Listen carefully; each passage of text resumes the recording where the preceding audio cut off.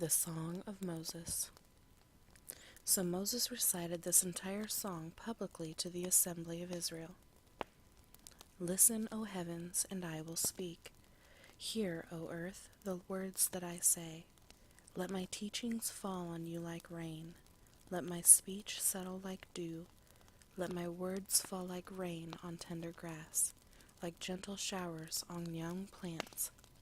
I will proclaim the name of the Lord. How glorious is our God! He is the rock. His deeds are perfect. Everything he does is just and fair. He is a faithful God who does no wrong. How just and upright he is. But they have acted corruptly toward him when they act so perversely. Are they really his children? They are a deceitful and twisted generation. Is this the way you repay the Lord, you foolish and senseless people? Isn't he your Father who created you?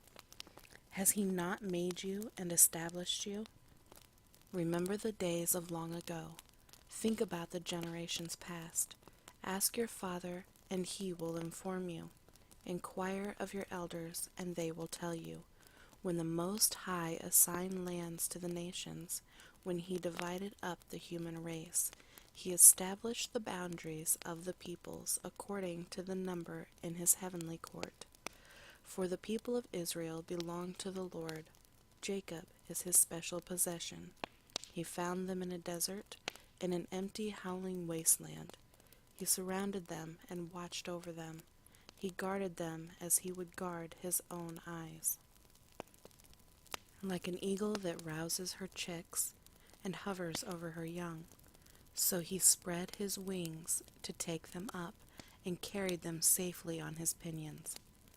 The Lord alone guided them. They followed no foreign gods. He let them ride over the highlands and feast on the crops of the fields. He nourished them with honey from the rock and olive oil from the stony ground. He fed them yogurt from the herd and milk from the flock, together with the fat of lambs. He gave them choice rams from Bashan and goats together with the choicest wheat. You drank the finest wine made from the juice of grapes. But Israel soon became fat and unruly. The people grew heavy, plump, and stuffed. Then they abandoned the God who had made them. They made light of the rock of their salvation. They stirred up his jealousy by worshiping foreign gods. They provoked his fury with detestable deeds. They offered sacrifices to demons which are not God, to gods they had not known before, to new gods only recently arrived, to gods their ancestors had never feared. You neglected the rock who had fathered you. You forgot the God who had given you birth. The Lord saw this and drew back, provoked to anger by his own sons and daughters. He said, I will abandon them, then see what becomes of them, for they are a twisted generation, children without integrity. They have roused my jealousy by worshiping things that are not God. They have provoked my anger with their useless idols. Now I will rouse their jealousy through people who are not even a people. I will provoke their anger through the foolish Gentiles. For my anger blazes forth like fire and burns to the depths of the grave. It devours the earth and all its crops, and ignites the foundations of the mountains. I will heap disasters upon them and shoot them down with my arrows. I will weaken them with famine, burning fever, and deadly disease. I will send the fangs of wild beasts and poisonous snakes that glide in the dust. Outside, the sword will bring death, and inside, terror will strike both young men and young women, both infants and the aged. I would have annihilated them, wiping out even the memory of them, but I feared the taunt of Israel's enemy, who might misunderstand and say, Our own power has triumphed, the Lord had nothing to do with this. But Israel is a senseless nation. The people are foolish, without understanding. Oh, that they were wise and could understand this. Oh, that they might know their fate. How could one person chase 1,000 of them, and two people put 10,000 to flight, unless their rock had sold them, unless the Lord had given them up? But the rock of our enemies is not like our rock, as even they recognize. Their vine grows from the vine of Sodom, from the vineyards of Gomorrah. Their grapes are poison, and their clusters are bitter. Their wine is the venom of serpents, the deadly poison of cobras.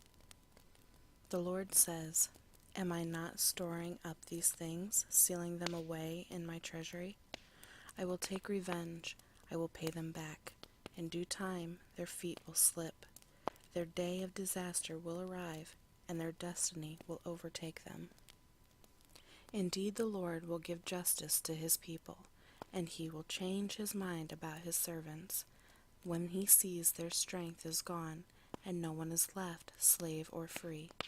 Then he will ask, Where are their gods, the rocks they fled to for refuge? Where now are those gods who ate the fat of their sacrifices and drank the wine of their offerings? Let those gods arise and help you. Let them provide you with shelter. Look now, I myself am he. There is no other God but me. I am the one who kills and gives life. I am the one who wounds and heals. No one can be rescued from my powerful hand. Now I raise my hand to heaven and I declare, as surely as I live, when I sharpen my flashing sword and begin to carry out justice, I will take revenge on my enemies and repay those who rejected me. I will make my arrows drunk with blood, and my sword will devour flesh, the blood of the slaughtered and the captives, and the heads of the enemy leaders. Rejoice with him, you heavens, and let all the God's angels worship him. Rejoice with his people, you Gentiles, and let all the angels be strengthened in him. For he will avenge the blood of his children.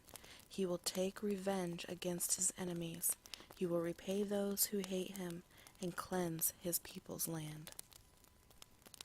So Moses came to Joshua, son of Nun, and recited all the words of this song to the people. When Moses had finished reciting all these words to the people of Israel, he added, Take to heart all the words of warning I have given you today. Pass them on as a command to your children, so they will obey every word of these instructions. These instructions are not empty words. They are your life. By obeying them, you will enjoy a long life in the land you will occupy when you cross the Jordan River. Moses' death foretold. That same day the Lord said to Moses, Go to Moab, to the mountains east of the river, and climb Mount Nebo, which is across from Jericho. Look out across the land of Canaan, and the land I am giving to the people of Israel as their own special possession. Then you will die there on the mountain. You will join your ancestors, just as Aaron, your brother, died on Mount Hor and joined his ancestors. For both of you betrayed me with the Israelites at the waters of Meribah at Kadesh, in the wilderness of Zin. You failed to demonstrate my holiness to the people of Israel there. So you will see the land from a distance, but you may not enter the land I am giving to the people of Israel.